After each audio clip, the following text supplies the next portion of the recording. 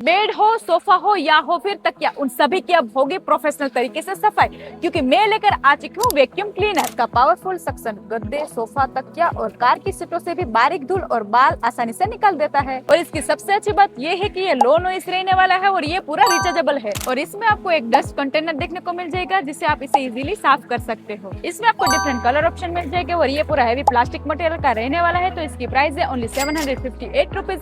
अगर आपको भी ये प्रोडक्ट बाय करनी है तो अभी विजिट कीजिए हमारी वेबसाइट diodep.in।